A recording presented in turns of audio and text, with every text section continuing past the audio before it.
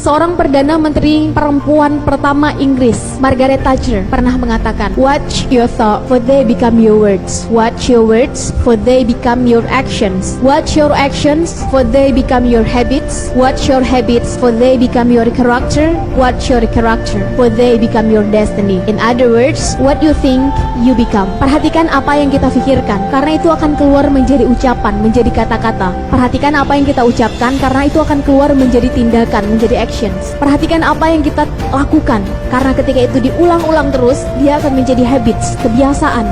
Perhatikan kebiasaan kita mulai dari mata terbuka sampai tertutup lagi, karena dia akan menjadi karakter. Perhatikan karakter kita, karena demikianlah takdir kita. Dengan kata lain, apa yang kita pikirkan, demikian takdir kita. Urusan kun fayakun adalah urusan yang maha kuasa. Urusan kita adalah berikhtiar semaksimal mungkin. Ditanya perubahan terbesar dimulai dari mana? Dimulai dari mindset kita sendiri. Jangan salahkan mereka yang membiasakan dirinya satu hari minimal satu juz atau satu hari minimal satu halaman Al-Quran. Terbiasa menjadi habits, menjadi karakter. Kalau belum baca Quran rasanya belum lengkap. Alhasil takdir mereka menjadi hafiz-hafizah. Mereka sudah terbiasa dengan itu. Jangan salahkan mereka yang dari kecil terbiasa melihat kesempatan, kemudian melihat bagaimana kesempatan itu bisa dimonetize, diuangkan, menjadi habits, menjadi karakter, selalu melihat peluang di tengah situasi sekarang. Alhasil mereka menjadi pengusaha, entrepreneur. Pertanyaannya selama ini mindset kita diisi dengan nutrisi seperti apa? Apa yang kita baca, apa yang kita lihat, apa yang kita dengar, apa yang kita serap, bagaimana habits kita akan terbentuk dan arahnya akan ke sana. Bismillahirrahmanirrahim. Assalamualaikum warahmatullahi wabarakatuh. Alhamdulillahilladzi khalaqal insana fi ahsani taqwim, tsumma radadnahu asfala safilin. Asyhadu an la ilaha illallah wahdahu la syarikalah wa asyhadu anna Muhammadan abduhu wa rasuluh la nabiyya ba'da. Alhamdulillah, saya senang sekali bisa hadir di tengah teman-teman yang sore hari ini, di weekend kali ini, mau menyempatkan waktunya untuk hadir, untuk sharing, untuk diskusi, untuk menuntut ilmu, untuk bertukar pikiran. Karena banyaknya sekarang anak muda kalau weekend habisnya di mana? Di mall. Ada lagi nggak? Yang cowok? Bingung. Jadi hadirnya 200 orang, 300 orang yang sore ini berkumpul di sini tandanya sudah selected, tandanya sudah tersaring, sudah pilihan, sudah mau menyisihkan waktunya sekian jam untuk hadir di sini.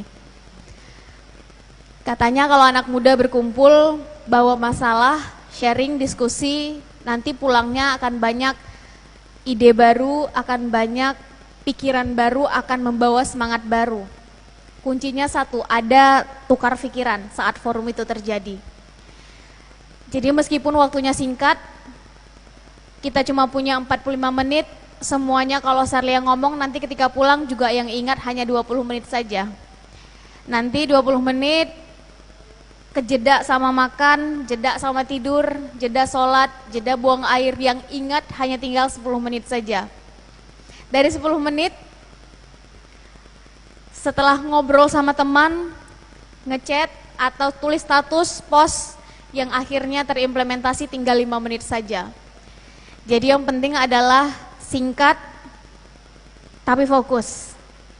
Jadi mari kita manfaatkan waktu, semoga Sherly juga bisa fokus dan teman-teman juga bisa fokus.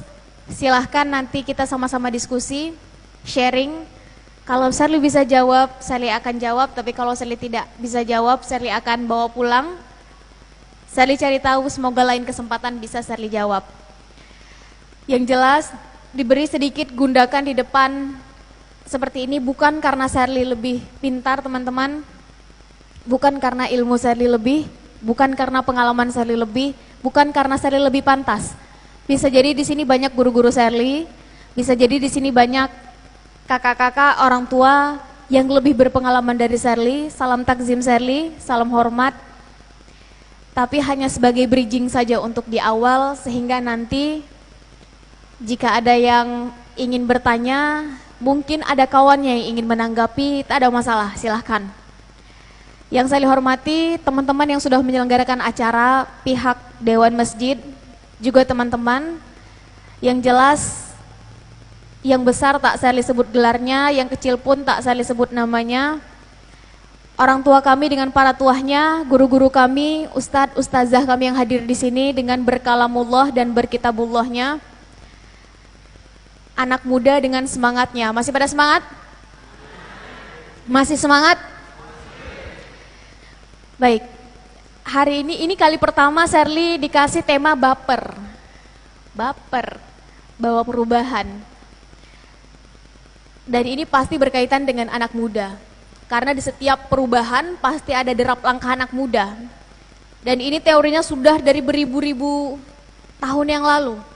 Rasulullah pernah bilang, tiang negara itu adalah pemuda-pemudinya. 1400 tahun yang lalu pun Sayyidina Ali pernah berkata, Syubanul yaum, rijalul ghad, rijalul yaum, imadul ghad. Dan perkataan ini juga diamini oleh para filsuf barat yang menyebutkan the youth of today are the leaders of tomorrow. Intinya sama, bahwa pemuda hari ini adalah pemimpin nanti di masa depan. Perkataan ini indah sekali dan dalam sekali. Jangan sampai kita balikkan menjadi pemuda hari ini adalah pecundang di masa depan. Kenapa pecundang? Karena kita tak melakukan apa-apa, kita tak membuat persiapan apapun. Malcolm X pernah berkata, teman-teman tahu Malcolm X? Seorang aktivis kemanusiaan dari Amerika Serikat berkulit hitam. Yang sudah banyak peneliti sosial menyebutkan kalau ada presiden pertama sebelum Obama berkulit hitam di Amerika, maka Malcolm X yang paling pantas. Malcolm X memperjuangkan persamaan derajat kulit hitam dan putih, sehingga muncullah sampai sekarang undang-undang persamaan antara kulit hitam dan putih di Amerika. Dia pernah berkata seperti ini, "The future belongs to those who prepare for it today." Masa depan adalah milik mereka yang mau mempersiapkannya hari ini.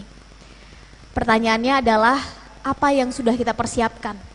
Bukan tentang kita lahir di mana, dengan kondisi sosial, ekonomi, keluarga seperti apa, dengan warna kulit seperti apa, dengan bentuk tubuh seperti apa, keluar dari rahim perempuan mana. Masa depan bukan ditentukan dari itu, tapi tentang kita mau mempersiapkannya dengan seperti apa.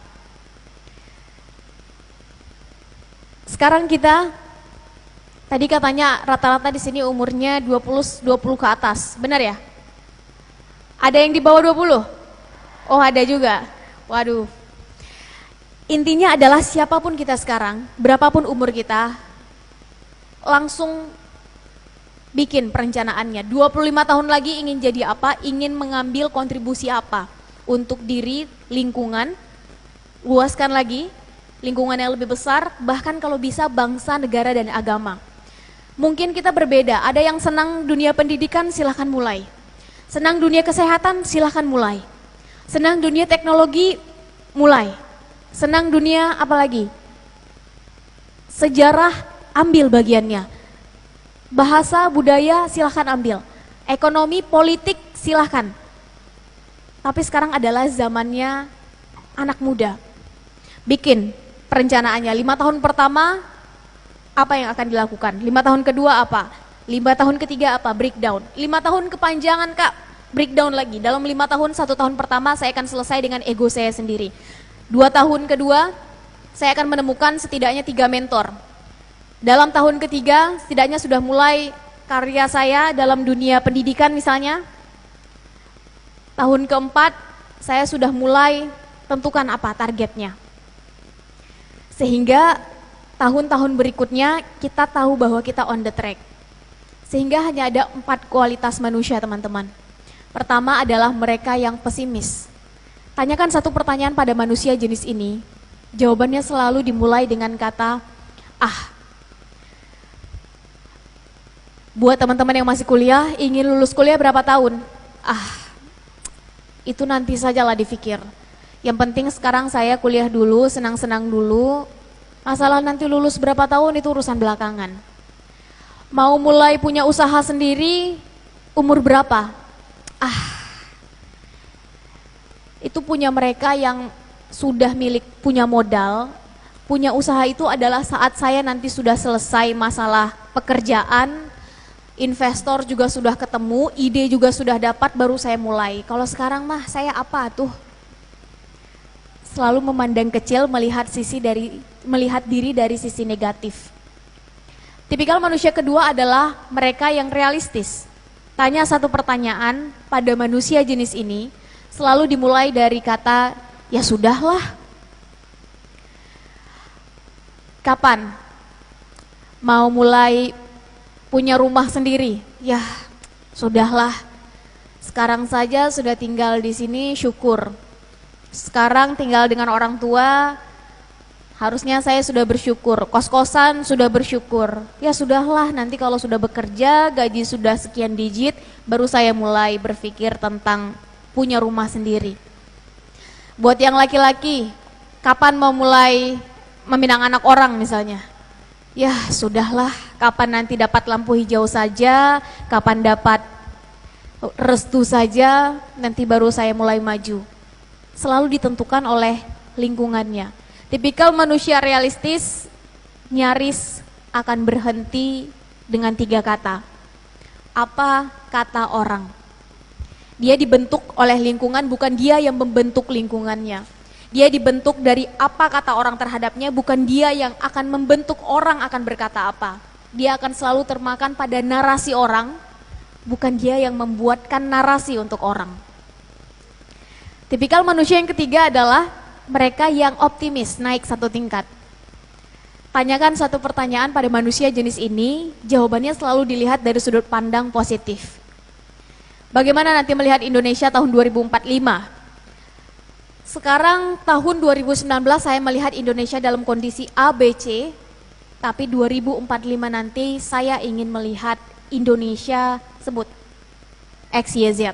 Dan saya akan mengambil kontribusi di bidang MNO.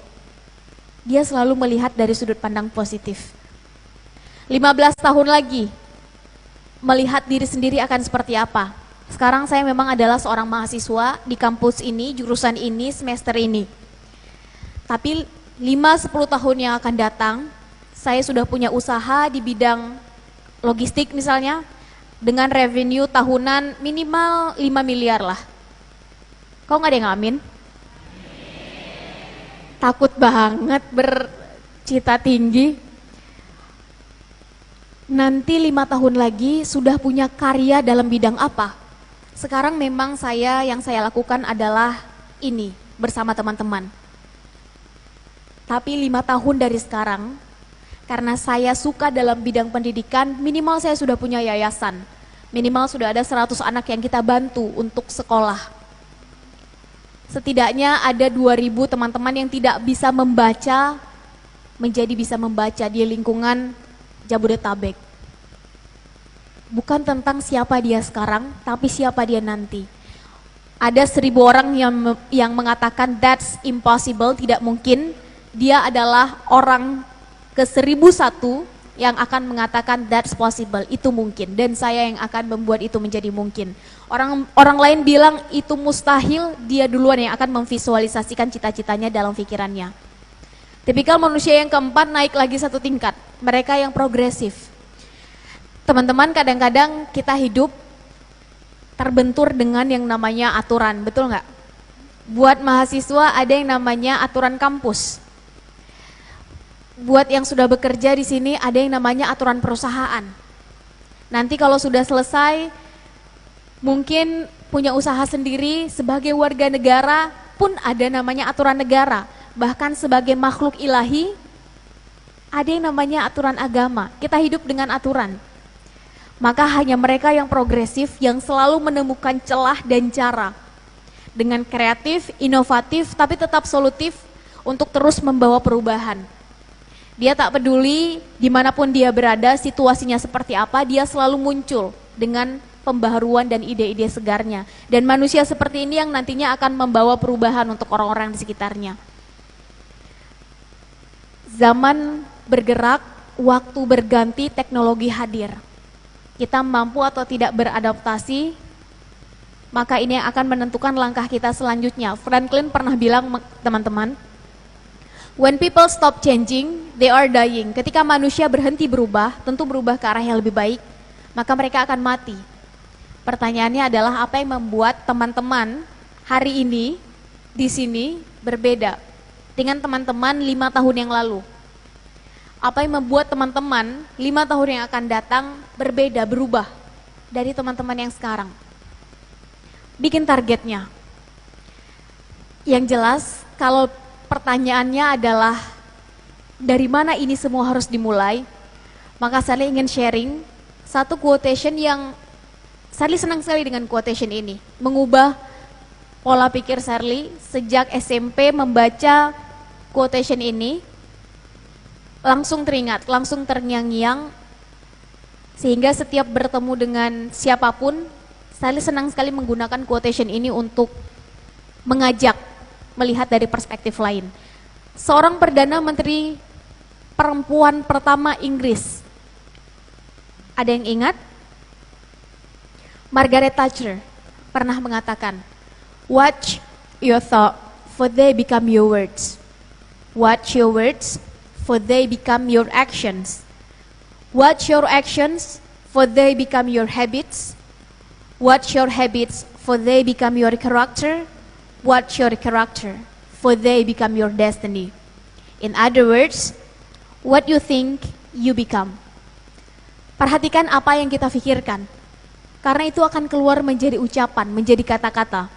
Perhatikan apa yang kita ucapkan, karena itu akan keluar menjadi tindakan, menjadi actions.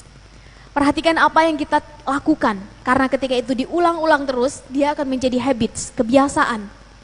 Perhatikan kebiasaan kita mulai dari mata terbuka sampai tertutup lagi, karena dia akan menjadi karakter. Perhatikan karakter kita, karena demikianlah takdir kita. Dengan kata lain, apa yang kita pikirkan, demikian takdir kita. Urusan kun fayakun adalah urusan yang maha kuasa. Urusan kita adalah berusaha, berikhtiar semaksimal mungkin. Ditanya perubahan terbesar dimulai dari mana? Dimulai dari mindset kita sendiri. Jangan salahkan mereka yang membiasakan dirinya satu hari minimal 1 juz atau satu hari minimal 1 halaman Al-Quran, terbiasa menjadi habits, menjadi karakter. Kalau belum baca Quran rasanya belum lengkap. Alhasil takdir mereka menjadi hafiz-hafizah. Mereka sudah terbiasa dengan itu. Jangan salahkan mereka yang dari kecil terbiasa melihat kesempatan, kemudian melihat bagaimana kesempatan itu bisa dimonetize, diuangkan, terbiasa membaca majalah Forbes misalnya, menjadi habits, menjadi karakter, selalu melihat peluang di tengah situasi sekarang, alhasil mereka menjadi pengusaha, entrepreneur. Jangan salahkan mereka yang terbiasa bacaannya dari dulu Tempo, satu hari minimal 10 koran dibaca, mengikuti current issue sekarang apa, terbiasa mengikuti, berdebat, jadi karakter, mereka menjadi politikus.